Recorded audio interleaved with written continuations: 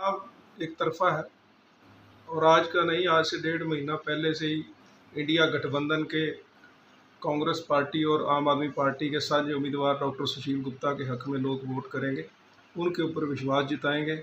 दोनों दिग्गज नेताओं को पहले परख लिया, बरत लिया, लोगों ने देख लिया।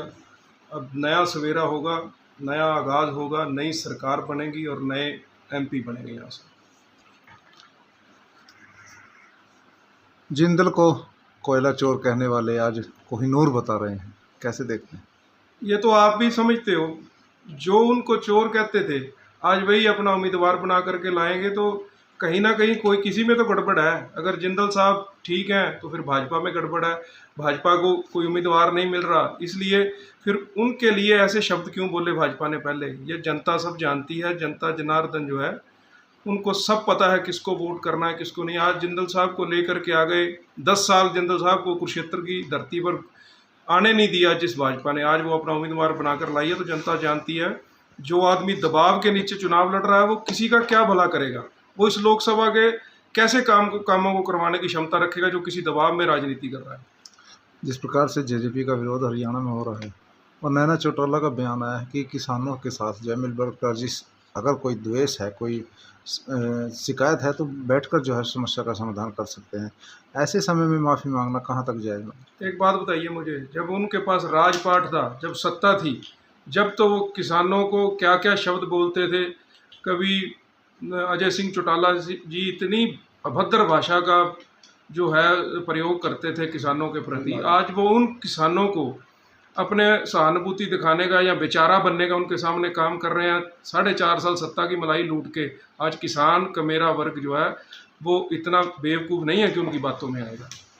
अब चौटाला को भी लोग बीजेपी का डम्मी कैंडिडेट मान रहे हैं, आप कैसे देखते हैं? देखिए, सिरसा से चलकर कुरुक्षेत्र तक आए, रास्ते में भी 3 लोकसभा की सीटें और आती हैं, कहीं से और से लड़ लेते। अगर सिरसा रिजर्व थी तो हिसार से लड़ लेते, सोनीपत से लड़ लेते। कुरुक्षेत्र आने का क्या मतलब है? ये तो जिंदल साहब को जितवाने की एक पूरी उनकी प्लानिंग है और कहीं ना कहीं डर और भय के बीच अभय सिंह चौटाला जी भी यहाँ चुनाव लड़ने के लिए आए हैं। लोगों के अंदर ये एक चर्चा है, ये मैं नहीं कह रहा, ये लोग कह रहे हैं कि वोट काटने की राजनीति करने के लिए अभय सिंह चौटाला यहाँ पहुँचे।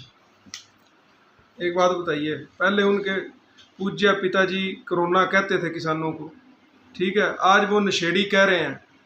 तो मैं समझता हूँ आज चुनाव के मौसम के अंदर, चुनाव के समय के अंदर जिनकी ये सोच है जनता के प्रति, किसान का, मेरे मजदूर के प्रति, वो कल को उनके साथ क्या व्यवहार करेंगे। अगर कहीं गलती से भी कोई एक आधी सीट उनकी आ गई तो पहले भी लोगों को ठगने का काम किया, लूटने का काम किया। जिस भाजपा के विरोध में लोगों ने उनको 10 सीट दी थी, उन्हीं की गोद में जाकर के बैठ गए। आज आपने अमित शाह जी का आज से कुछ दिन पहले बयान सुना नहीं कि हमारा गठबंधन तो आज भी है, ये तो हमारी लोकसभा में आपस में सहमति नहीं बनी तो हमने अलग अलग चुनाव लड़ लिया। तो ये कहाँ लोगों को, ये आज भी लूटने और ठगने के लिए आए हैं। इनका कोई मंतव्य जो है राजनीति के प्रति या किसान के मेरे के प्रति नहीं है, इनका तो सिर्फ अपने तिजोरियों को कैसे भरना है वहाँ तक की राजनीति करते हैं।